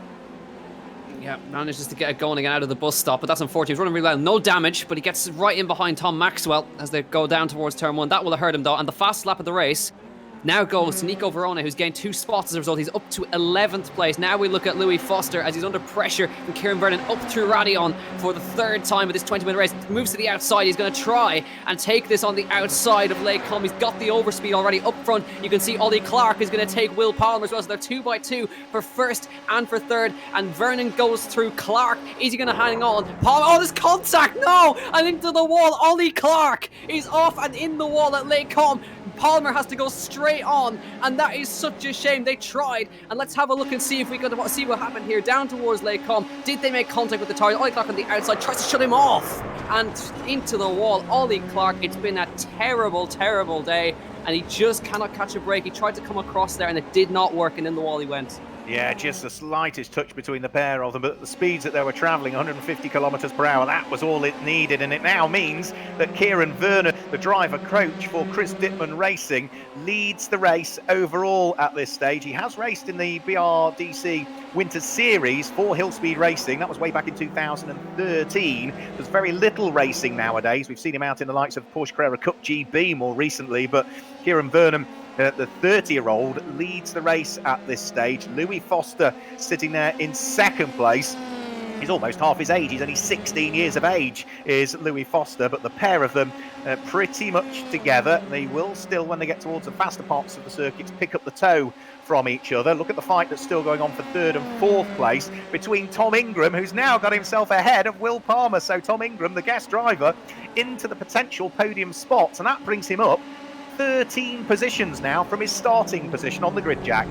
Yeah, I like to keep mentioning him. Tom Ingram, he likes to charge through the field, and he's doing just that. Ayrton Simmons also makes, but I think Will Palmer has got damage from that contact. You can see the damage on the right-hand side as we look at it here. He's got damage on the front wing from that contact. So you see Will Palmer trying to get back past Ayrton Simmons in towards last source. It's going to think about it. Got to watch out for Carter Williams as well. But Kieran Vernon leads by a small margin over Louis Foster. Now down towards Eau Rouge and Radion. Ayrton Simmons having to cover off Will Palmer here in the slipstream. He'll have the slipstream down the Kemmel Straight as well. He's right on him, even with the damage, but it's going to hurt him in the slow corners up Eau Rouge through Radion. It's touching as they come over the top of Radion. Watch out for Carter Williams. He's going to try and get himself involved in this up front. Louis Foster going for the lead, pushing Kieran Vernon down the main straight, down the Kemmel Straight. Now Carter Williams trying to go around the outside of both of them, and that's covering off. Good defense from Kieran Vernon there.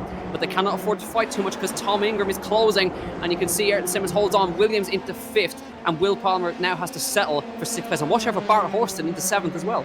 Yeah, Bart Horston's made good progress. He's up 12 places at the wheel of his number 50 Lannon machine. So back towards the fight for 4th position with Ayrton Simmons being the cork in the bottle. Carter Williams, who finished on the podium in the 2nd race at Oulton Park, where he was 3rd last weekend, sitting there in 5th place. Will Palmer, Bart Horston, Ali Al Khalifa, Nico Verone and Enem Ahmed complete the top 10 at the moment, but Will Palmer is going to have to carry that damage all of the way through the remaining 12 minutes of this race, and that is going to hurt him harder. You can see through the fast corners he just hasn't got the downforce he needs anymore now. The front end grip isn't there, and Bart Horston is just going to work his way around the outside to gain the place. So another position lost there for Will Palmer, and sadly that's going to sort of be the case for the rest of the race, isn't he? He's just going to struggle with the corner speed, and he's just slowly going to lose time and get picked off by car after car after car if he's not careful. And it must be so frustrating as a driver, Jack, because there's not a great deal you can do about it. Here's Ayrton Simmons under enormous pressure from the yellow car that sits behind,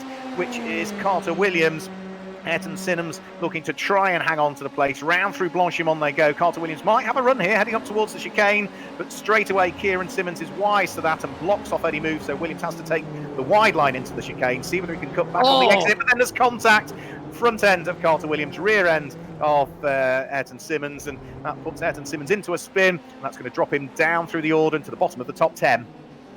And Nico Verona says, thank you very much, I'll have 5th place. And he goes through Carter Williams to 4th. Also, Enam Ahmed is going to make it to 6th place. Such an unfortunate incident there between all those guys. And he's going to spin in front of Nikolai Kiergaard, who's very lucky to get away with that. And you see the rear left suspension is totally broken. It was a total pile up there as they came through with Will Palmer and Bart Horse. And now back to the front as Louis Foster has taken the lead from Kieran Vernon, but Kieran Vernon's going to try and come back at him. That is Jamie Carolan. He was a spanner in the works earlier as they come down towards the Lake Holmes chicane. He's going to hold up. Jamie Carolan is really trying to get him involved in the lead. Battles contact! Oh no, Louis Foster and Kieran Vernon go around, and that means Tom Ingram leads this race. Fantastic stuff from Tom Ingram. He leads the British Formula 3 iRacing Championship race number 2 here at Spa-Francorchamps, a guest driver, not going to be with us for the full season, but Tom Ingram leads the race, and look at the gap that he's got behind him. He's got nearly 4 seconds between himself and the car in 2nd position. So this is falling perfectly into the hands for Tom Ingram. What he does need to do through the double left-hander is just make sure he gets past Jamie Caroline, who sensibly stays well and truly out of the way. That will aid the cause of our race leader, Tom Ingram. Louis Foster is in 2nd position. 3rd place is Nico Verone now, looking to try and squeeze his way through, and makes it. Verone from the back of the grid is up into 3rd place from the back of the grid. He got up to 4th last weekend, and we've still got just over half of the race to go. This is fantastic from Nico Verona. He was telling us earlier just to keep out of the incident. That's exactly what he's done, and he's made it through to 3rd place from starting from 24th on the grid. That's 23rd he started. Now here comes Carter Williams. He's going to come through past Kieran Vernon as well. Watch out for Enam Ahmed as well, who's right there as well. He's had a good run out here. Is Enam Ahmed as well in the Carlin car down towards the bus stop chicane, trying to find some space on Kieran Vernon. Looks onto the grass, up the inside, nothing he can do. Double overtake maybe. There's going to be contact again to the bus stop chicane. Into the side of Carter Williams, got to Enam Ahmed, and round the outside goes Ali Al Khalifa. He's going to come through past Enam Ahmed as well. He's going to get involved. There's even more carnage again. Ali Al Khalifa, Kieran Vernon, multiple cars involved there again at the bus stop chicane. Just a little bit, I think, too much from Enam Ahmed on the brakes. Tapped into the side of Carter Williams. Unfortunate incident there, but that is what happens up the inside. You can just see he went too late on the brakes. Carter Williams, it just locked up the rears there, I think, Mark. He did, yeah, and then Carter Williams tried to rejoin, bounced over the sausage curve and took out Ali Al Khalifa, who was very much an innocent bystander in all of that, but that has really shuffled the order. That now means that Enam Ahmed is up Tom Maxwell is up 10 places and now up into 4th position. So Tom Ingram leads the race. Louis Foster is 2nd. Nico Verone is in 3rd place. And this car here, Tom Maxwell, is now running in 4th position, having started 14th on the grid. Enam Ahmed is behind him, who is in 5th place, having started 20th on the grid. So it really has shuffled the order, this one. We did chat to Enam Ahmed last week in one of the races. In race number 2, he finished in 2nd position, but he has managed to stay out of all of the chaos and carve his way through the order.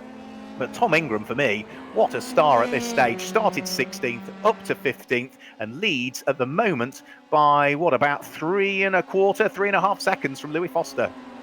Yep, 3.5 seconds. The gap has come down from 4 though, so Tom can't settle in just yet. He's got to watch out because Louis Foster and Nico Verone arguably quicker, and Verone, he's see if he can go to Foster, who goes wide on the gravel, so Verone might have an opportunity down towards Blanchimont here in the slipstream. So Verone, don't forget, he started 23rd on the grid. He's made it through to 3rd place. Didn't quite get the podium last time in race 2, but now let's see if he can get past Louis Foster, the winner of race 2 last week, still on for a podium even with the contact with Vernon. Here comes Verone towards the inside of Blanchimont. He's going to have a think about it, show himself on the inside. He goes up the inside. Brave stuff from Nico Verone down towards the bus stop. He's going to have the outside line. Foster will defend the middle of the road here, and there's not much Verone could do about that. He tried, but he's still got a brilliant opportunity, still firmly in the slipstream, and he should be able to slipstream past without too much problems down the Kemmel Straight. Brave stuff from both of them. Nico Verone throwing everything at it, including the kitchen sink, I think, there, but wasn't to be. Louis Foster was not going to let him through. Enem Ahmed is showing in the pit lane at the moment. Now, he was in 6th place, running slightly wide there is Louis Foster. Enem Ahmed, indeed, heading down pit road for what I'm guessing might be some sort of drive-through, is it? Possibly. No, he looks as though he's going to head towards his pit box there. Not quite sure what the problem is with Enem Ahmed, but the number 42 car in pit lane and potentially out of the race. Now that brings Piers Pryor up to 6th position. Must have been a penalty, was it, Jack? I think it was damaged. The front wing was damaged on the front of Enem Ahmed's car, so he's struggling with straight line speed. So he's got back now. Back to here to go Verone for 2nd place on the outside of Lake Com. Remember, there was contact earlier, but Foster's so brave on the brakes to hold off Verone there. So Verone's got to work for this one. This is costing them time because Tom Ingram is still hanging on to that race lead. So Verone needs to get past Foster quickly if he wants a chance to maybe catch up to Ingram. Yeah, Ingram's got to be careful, though, because there's traffic just up the road that he's going to have to deal with here. So I think that the gap first and second will come down, but that's only as a result of Tom Ingram getting caught in a little bit of traffic just up the road. You can see there's 2 back markers he needs to deal with.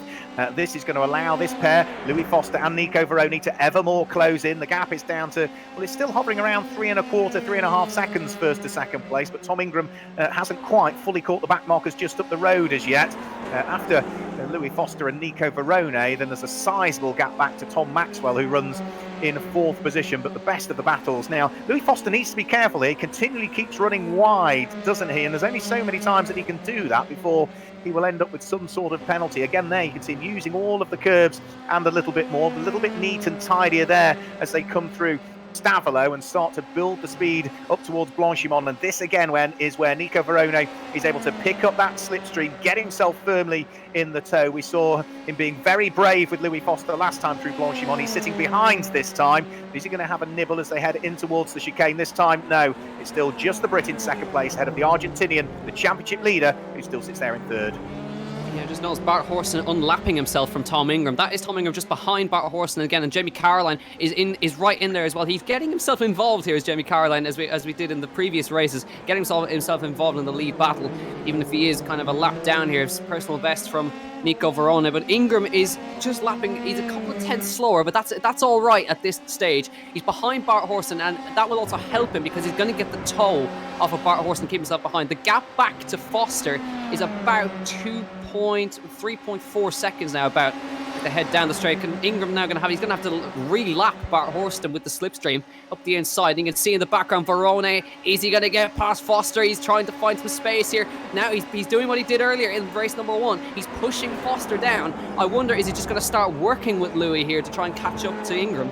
Yeah, very, very intelligent driving in the earlier race that we saw from Nico Verone when he was fighting away with Jonathan Hoggard, and the same here. You know, he just knows full well that there's still 4 minutes to go at this stage. The chances of them catching the race leader are quite remote. He's reliant on a mistake from Tom Ingram, which, you know, could be the case as he worked his way through the traffic and is still fighting away with Bart Horsten. But he knows that Nico Verone, if he just sits there in 3rd place, 2nd, a bit like it did earlier on the final lap, he might be able to gain a place over Louis Foster. They just work their way up towards the next of the right-handers in towards the braking area as they come down towards, I think that's going to be through Fania, isn't it, as they head through the left and the right flicks at Fania, then up towards the right-hander at Campus before on towards Stavelot. And Jamie Caroline is just starting to get in the way a little bit here. Hopefully he'll blend out of the throttle and get offline as they head up towards Blanchimont, because he's sort of holding up now, isn't he, the fight for 2nd and 3rd. Yeah, we know that Verone got frustrated with Chris Middlehurst last week with the same kind of thing, as Foster's going to make his way through. Now we look back at Josh Skelton versus Kieran Vernon in the Chris Dittman racing cars. They're starting out for 7th place. Piers Pryor just up ahead. Nikolai Kiergaard, even after spinning early, he's back up to 5th place. So Nikolai Kiergaard's not doing a bad job at all. Tom Maxwell into 4th and Verone 3rd. Foster and Ingram still leads.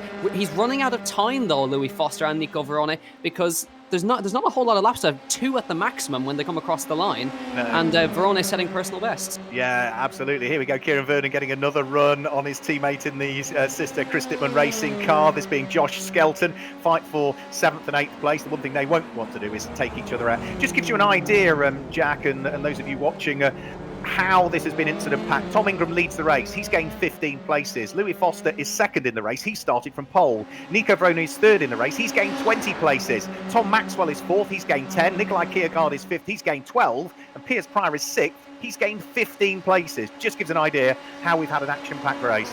Verone's dropped off the back of Louis Foster. I don't know if he's had a problem, but he's not right on him. You can see in the background, Verone's dropped about a second off the back of Louis Foster. The gap has come down between the top to about 1.9 seconds.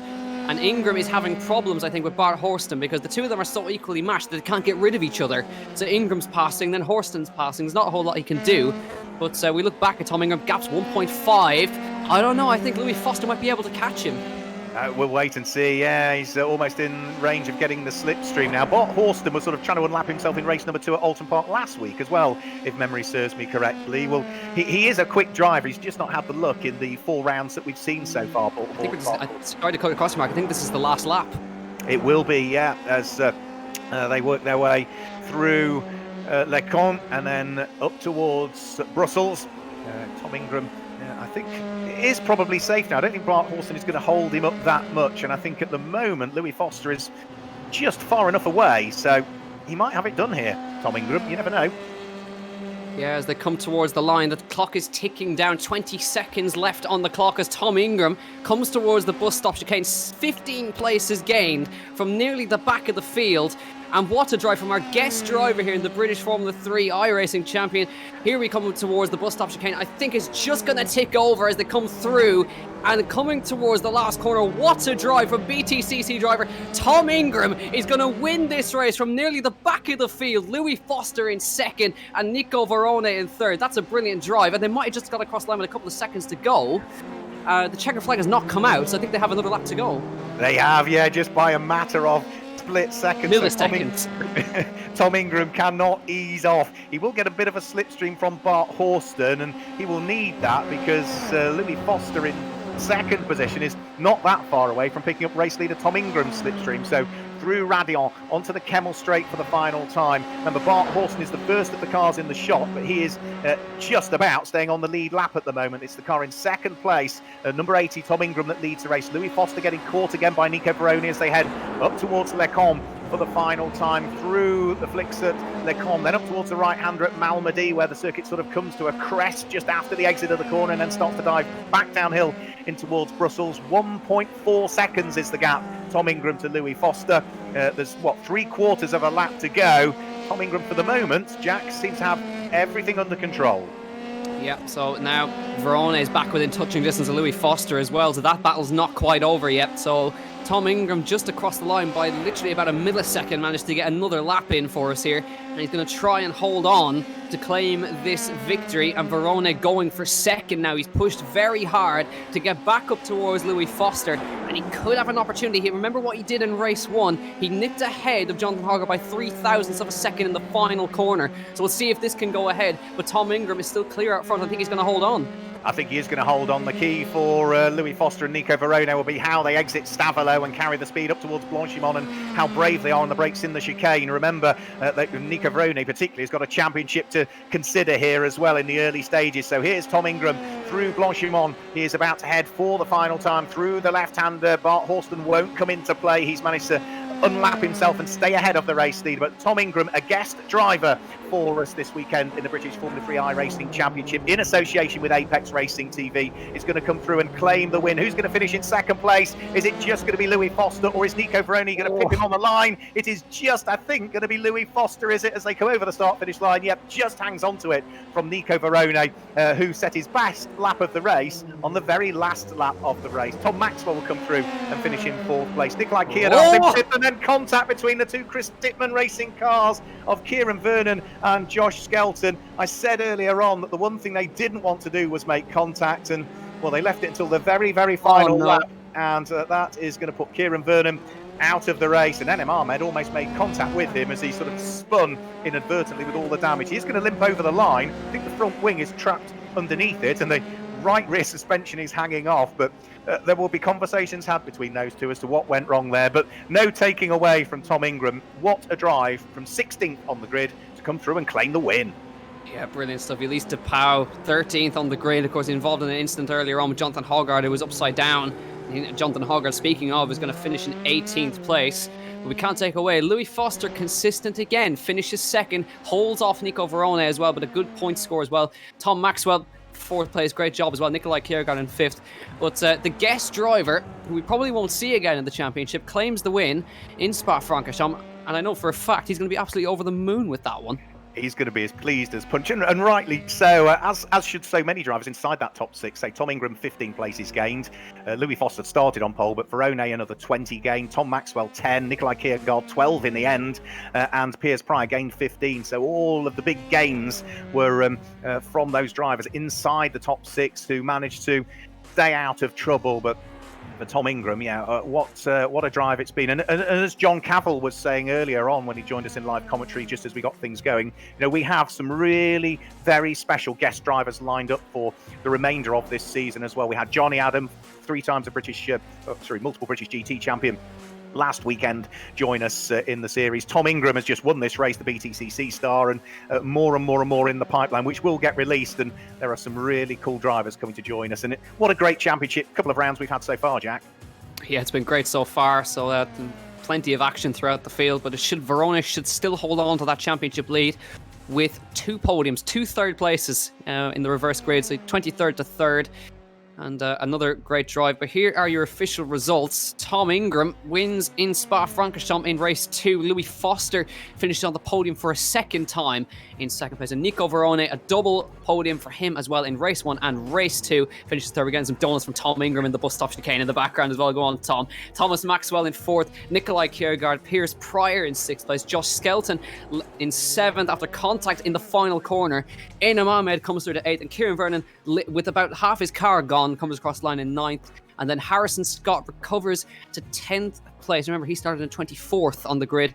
And Maximus Maserati in 11th. Josh Mason, Elise de Pauw, Carter Williams, Chris Meelan, Jake Dalton, Ben Hingley, Jonathan Hoggard 18th. He was upside down and Lecombe recovers to 18th. Got across the line, which is all important. And then further down, Vladimir Stjortsis, Bart Horston, Jamie Caroline, Ayrton Simmons, Ali Al Khalifa, Will Palmer, and Ollie Clark. What a shame. What could have been for Ollie Clark, I think, Mark.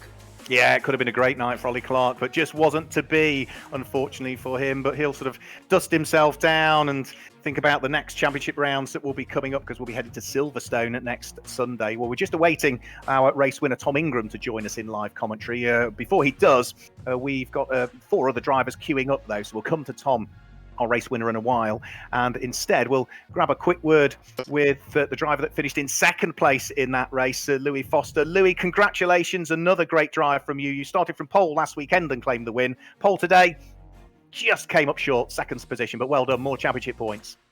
Yeah, it was a decent race. I didn't get to even start the first race, hence why I was on pole for reverse grid. I got taken out on the warm-up lap or whatever it's called. So it was a bit frustrating on the first race. But no, that race was good. Had a good lead, and then I can't remember who it was, but I got hit from behind and spun round, and that cost me to lose the lead. And then Tom pulled away in front, and I was trying to catch him back up. I had a bit of a battle with Nico, and I couldn't really quite claim back the win. But these things happen. But it was a good fun race, and I really enjoyed it.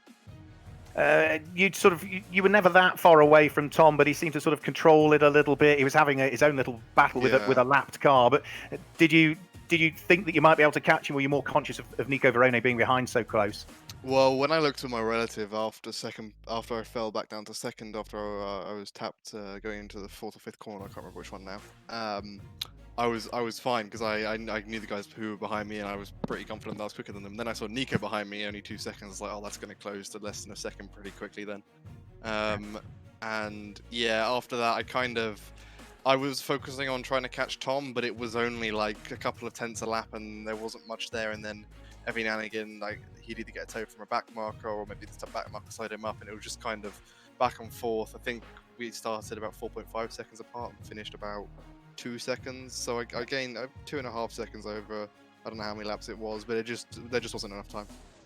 It's been two races in, or two rounds in, 4 races in. It's been sort of chalk and cheese for you, hasn't it? Where you've had issues in one race and had a great result in the other. Maybe we might string it all together at Silverstone and see you on the podium in both. Yeah, I do look like the reverse grid god right now, don't I? I just had unfortunate first races in the last 2. The qualifying in this today didn't go to plan. Only got 1 lap due to the track being so long and only having 8 minutes. Yeah. And the first race weekend at Oulton Park, I lost on the first lap. So I'm going for the reverse squid wins, I guess. So, but yeah, no, we were looking forward to the next race. Anything from you, Jack?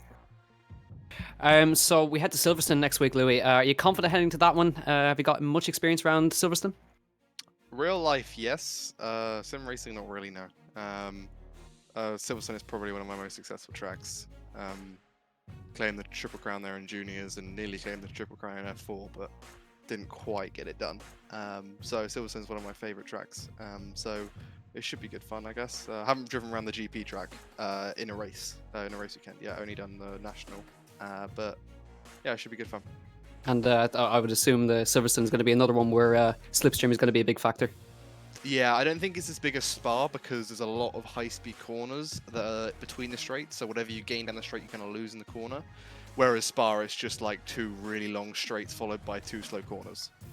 So Spa's a lot more, slipstream based compared to Silverstone.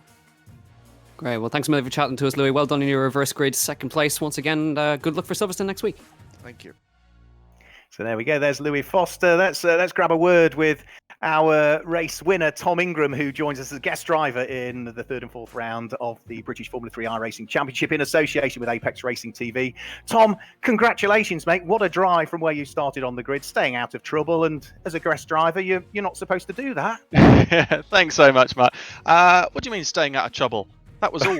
that was all cutting manoeuvres and driving from the back. I don't know what you're on about. Fantastic stuff. You must have enjoyed yourself. I know you do a fair chunk of this iRacing. You're a regular, and I gather you had to sort of ask the missus as to whether you could join in. We're delighted to have you in the championship. God, you get me a reputation now, wouldn't you? She's going to be watching at home, and I'm going to get a beating. Yeah, I mean, like I say, I'm in the grand scheme of it, I'm relatively new to the whole of the sort of the online gaming stuff. So I mean, I've only really started since this whole pandemic started, really. So yeah, fairly new. I've not done huge amounts on iRacing to be honest. I've done more with R Factor, with the stuff that I've been doing through there. So yeah, I've not done huge amounts in this at all. But I had a huge amount of help before that. Jake Dalton was helping me out massive. And I had Oliver Rowland helping me out as well. So I had 2 people really giving me some good advice with that. So it's big thanks to those guys for getting me towards the front actually.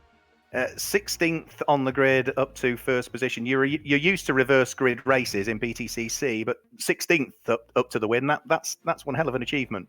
Yeah, and you're absolutely right. Joke at the start, but yeah, there was obviously a lot of help with people kind of coming off, but that's where a little bit of experience really helps as well, because you can see stuff happening well before it does actually come and bite you in the bum. So yeah, it takes a little bit of forward planning and a little bit of careful decision making on the first lap as to where you position your car, and it's a fine line between being not aggressive enough and not moving forwards, and being overly aggressive and getting caught up in the crashes. So yeah, it's quite a tricky one, and those last few laps were quite tense, because obviously I had a nice little gap to Louis behind, but then obviously Bart was fairly fast, and it was difficult because I wanted to let him pass so I could tow up to the back of him to keep me moving forwards as well without tripping over myself. So I had to let him pass, drop back so I wasn't going to fall over him without giving too much away to Louis. So yeah, there was quite a lot going on, but it was a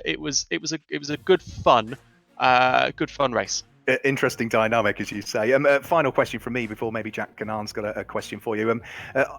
It'd be wrong not to chat about BTCC. Like everything else, it's on hold for the moment. There's a revised calendar gone out, which fingers crossed will be the final calendar. You must be really looking forward to getting back behind the wheel, and even more so with the performance of the new car last year, and now it's got a full year's development behind it. We know what you're like. We know what the car like. We know what the package with Christian Dick and Speedworks is like. Exciting year ahead, hopefully.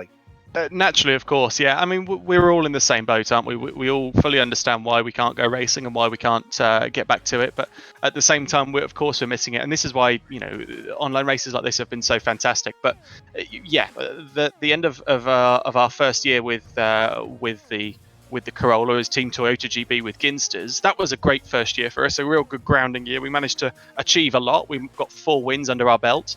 And then it's obviously set us up this year. We've had a rebrand over winter as Toyota Gazoo Racing UK with Ginsters. So there's been loads of awesome things happening over the winter. And we had our media day. We were quickest at media day. The car felt fantastic. So of course we're enormously excited to get back racing again. But let's wait and see. Let's get it done at the right time. Let's not try and force it too soon. Jack, great stuff. Hi Tom. Obviously, you're brand new to iRacing in the past couple of months. So obviously, can we expect you to obviously keep going with iRacing? Can we expect you to get yourself involved in even more championships down the line? Of course, yeah. I'm all up for doing it and getting involved. Of course, I am. So yeah, it's something I've been really enjoying. And it's good stuff because it's keeping you sharp, and that's what's important. Is because the race or the dynamics of driving the car, yes, differ from simulator to reality. There's no disputing that.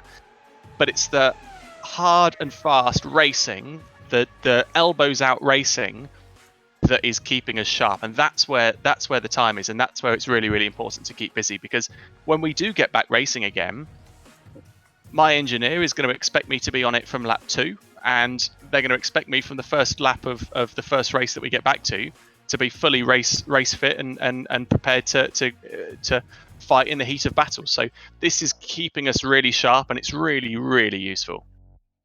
Good stuff. Well, from me, Tom, don't stop qualifying at the back because you make it very entertaining. So unfortunately, as you know, I've made it a bit of a habit over recent months. Yeah. Well done, Tom. Thanks for chatting to us, and hope you see you in the new championship in the very near future. Perfect. Cheers, Jack. Thanks, Mark. Cheers, Tom. All the best. There we go. Tom Ingram. Let's bring in Nico Varone. We spoke to Nico after race number 1, where he finished in 3rd place, and he was hoping he might stay out of trouble and pick off a few cars. Well, 20 positions gained, Nico. Back on the podium again. Congratulations. Hi guys. Yeah, it was crazy race. Started P23 and managed to get P3. It was amazing, just avoiding the incidents as I said before, and then start to push and again place by place, and then also in the last laps there were some incidents, and when I got P3 I just said, okay, I'm not gonna risk. I'm good points. Hogar, I think he had a crash, so I said, okay, I will try to finish here and take a lot of points. You're not going to risk anything, you say, Nico, but you were side by side with Louis Foster heading around through Blanchimont looking for 2nd place from him. Yeah, it was, when I get behind him, I said, okay, I'm going to pass him. And when I saw that move, I said, okay, better not to risk, because it was so close that I said, okay, I have to calm down and try to get points, and that's the important thing. And I think now we have a big gap in the championship. I don't make the... I don't sum up all the points, but I think we have a big gap. So a good race for me, for Chris Dittman. I think we are still P1 in both championships. So good points this race, and we are looking forward for the next one. Final question from me before maybe Jack's got a question or two. You've already signed to race in the BRDC Formula 3 Championship in 2020 for Chris Dittman Racing. We've just spoken to Tom Ingram, who's hugely keen to get back racing but understands why. Again, you must be one of those drivers that can't wait for this difficult period we're in at the moment to finally end when the timing is right and we can get back to racing, as well as, of course, enjoying esports in the meantime. Yeah, obviously for me last year was really difficult because had budget issues and only race like 3 races along the year. So I was, very happy at the beginning of the year because of signing with Chris Lindman. Signing the first time I signed all the season. So yeah, I was really happy, really looking forward, and then all this happened with the virus. So yeah, I'm really, really looking forward, training at home, virtually and physically, so that when the time arrives, we can be 100% ready. Great stuff. Hi, Nico. Obviously, we're all stuck at home now. So how has the simulator been helping? Do you think that the experience you're having in the British F3 iRacing Championship is going to help you when we eventually go back racing? Yeah, I'm a really big fan of the simulator. I always did, and I think it's big help. When you are so much time out of the car, and you get to drive on the tracks on the real life. iRacing is so real that gives you a really good feedback. So when you jump into the car, it's different than if you didn't do any laps before. It's like difficult. It's a lot for me, at least in my case. So I use it a lot to train and to prepare the season. Good stuff. And just finally from me as well, we're heading to Silverstone next week, of course. So are you confident heading into that one? Do you think you can keep up the form that you've had so far at Silverstone? Yeah, I think yes. Silverstone is a circuit that I like. So yeah, hopefully we can make a good qualifying, a good race 1, and then try to avoid the incidents in race 2 and get some points.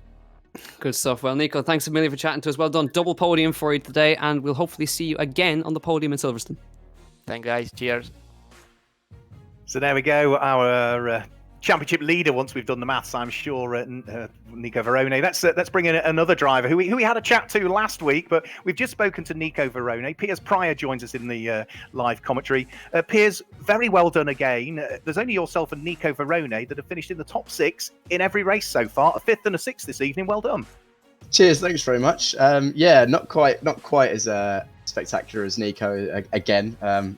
Begrudgingly, but we'll take a 5th and a 6th.